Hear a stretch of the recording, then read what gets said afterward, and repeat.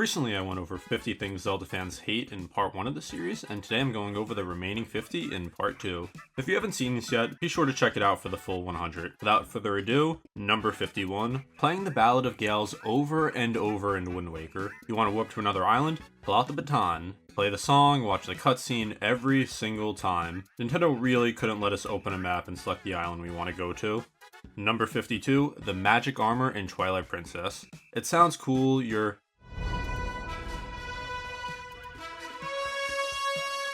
as long as you have rupees, except it drains your rupees constantly, and when you run out, it's useless. Worst superhero armor ever, and to be honest, I didn't even bother using it when I played Twilight Princess. Number 53, random pit deaths in the original Zelda. You touch the wrong tile and you fall down a hole you didn't even see coming.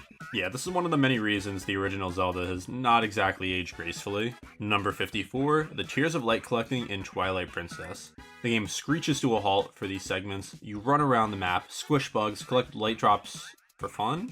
Okay, I guess that's a decision Nintendo made. Number 55, the awkward controls in the Minish Cap shrinking mechanic. Turning tiny is awesome until you fall off a ledge for the 15th time because the hitbox is weirdly janky when you're Minish size. Still a great concept, and I'd really love to see this game come back in a remake. Number 56, cheap hits from Stalfos Knights. These guys are everywhere and they hit like trucks. You get trapped in a corner and it's basically game over. Number 57, Tingle's maps in Wind Waker.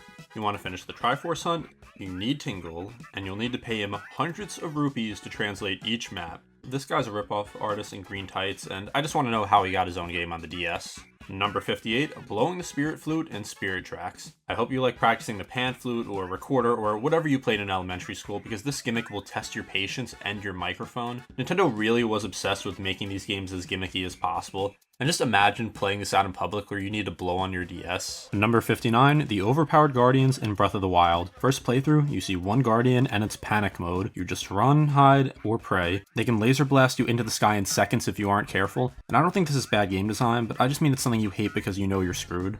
Number 60, Ganon's Tower Barrier Gauntlets. Made it all the way to the final dungeon, but wait, you gotta beat every boss again. If you like all those fights the first time, because yep, you're doing it a second time. Number 61, bad swing controls in early Zelda games. The second Link touches water in older games, say goodbye to control. Even in recent games, it's not the best, but it's certainly an improvement. Number 62, the unskippable Great Fairy upgrade cutscenes. Yes, you're stronger, but why should you have to do this dance for 30 straight seconds every time? Number 63, Skulltula hunting in Ocarina of Time. You want that gold Skulltula curse lifted? Go find every single one. There are 100 spread across the entire game, and you better hope you didn't miss that one hidden behind a random wall. Number 64, the awful aim with a cannon in Phantom Hourglass. Lining up ship shots with a stylus is not nearly as precise or satisfying as using an actual button, and yeah, what are the many reasons that these controls were annoying? Number 65, enemies that knock you into lava or pits. Lava in Zelda has always been something to be wary of, even though you usually just respawn. It doesn't matter how much health, when you go in, you're going to lose hearts fast.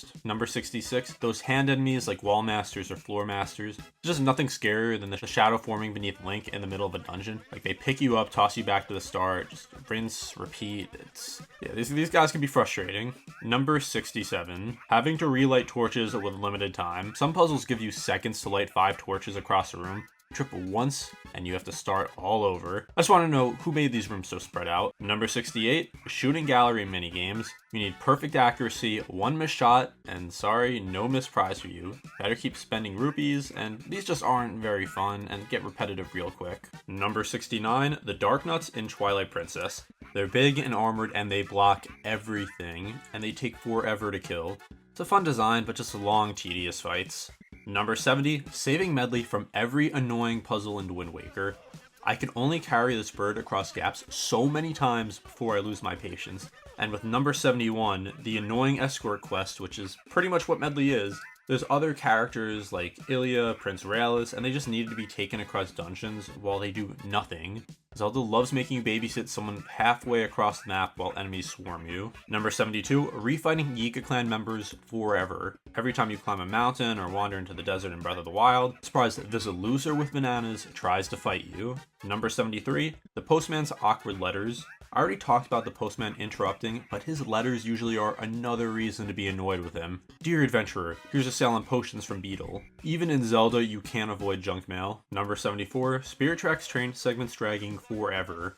You thought Wind Waker's sailing was slow? Try being stuck on rails for what feels like an eternity between dungeons. Nintendo was really dragging these train rides longer than Ninja dragged the low taper fade meme. Number 75, gaining a useless shield in Link's Awakening. So you finally work hard to get a shield upgrade, and the only difference, slightly less knockback. Wow, game changer. Number 76, Irihim's weird dance animations. Every time he appears, he strikes poses like he's auditioning for Zelda's next top model, and this is in addition to him constantly licking his sword like I mentioned before, just a weird guy.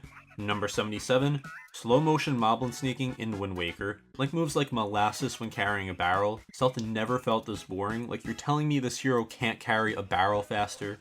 Number 78, fighting underwater in Twilight Princess. Water temple boss fights with water physics? Yeah, I'm good. Enjoy your 10-minute struggle to hit the boss's weak point. Number 79, buying arrows when you just want to use bombs. Why is the shop always out of the things that you need? It's like they have 90 arrows but no bombs, and I already went over this in part 1, when you just have no bombs and you need it for something. Number 80, the hey, over here guards in Hyrule Castle. Every Zelda stealth sequence has these guys. You get caught once and you're back to the beginning. You don't get checkpoints in this, and the worst is when you're almost done and then get caught and have to do it all over again. I'm sure you've all been there before. Number 81, flame puzzles that require pixel perfect positioning. Try saying that 3 times.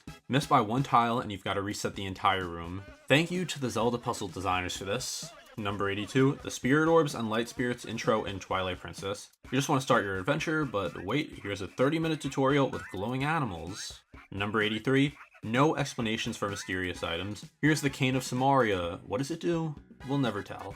On one hand, I get why Nintendo doesn't tell you, like they want you to figure it out for yourself, but this kind of just encourages players to use guides, like we can't even get a little bit of an explanation. Number 84, fishing in Breath of the Wild. Fishing could be boring in other Zelda games, but at least you had a normal fishing rod. That isn't the case in Breath of the Wild, because you actually need to swim after them or use explosives. It actually isn't that bad sometimes when you use explosives, but needing to swim after them to try and find the specific fish you need isn't exactly my favorite thing. Number 85, buying a bottle after hours of playing. Nintendo loves giving you important items like bottles way later than you actually need them. There's gotta be some magical properties in these bottles the way they're treated. And yeah, I know you can add magic things to it, I mean before you get that. Number 86, rupees inside pots and always being green.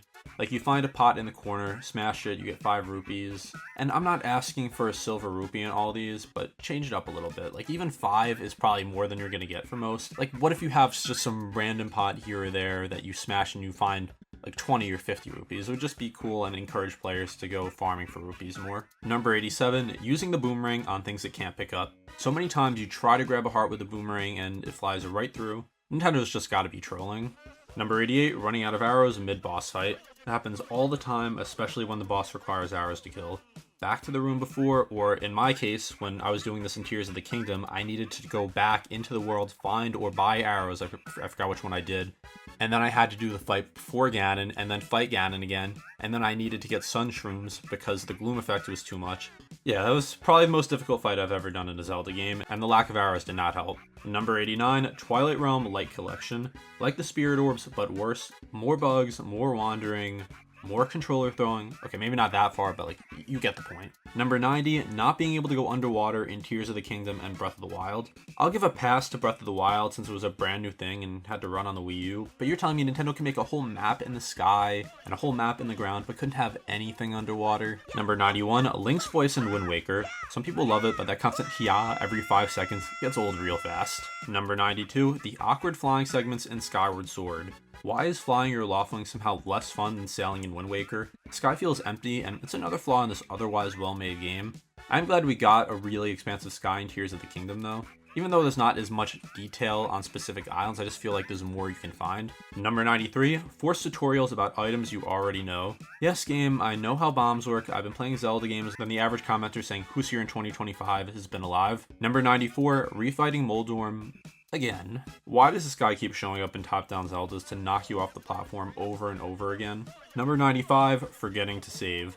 This one's on the player, but I think we've all been there before, and it sucks. Number 96, unskippable cutscenes in Skyward Sword. You want to rewatch this Groose cutscene? Well, you have no choice, even though you probably want to anyway. Number 97, getting shocked into dropping your sword. Why do electric enemies do this? Like, Link has no problem holding onto 1,000 pounds of items like he's Steve from Minecraft, but he can't hold onto a weapon after getting shocked. Number 98, Reded's terrifying scream. Every single time Ocarina, Wind Waker, Twilight Princess, if they didn't look scary enough, their screech may be even worse. Number 99, shield surfing, breaking your shield. Breath of the Wild made shield surfing fun, but broke your shield after like 2 good runs. This is probably realistic if we're being honest, because I don't think shield surfing can be good for it, but this game isn't exactly realistic either, so let us shield surf more. Number 100, Zelda bosses with boring attack patterns.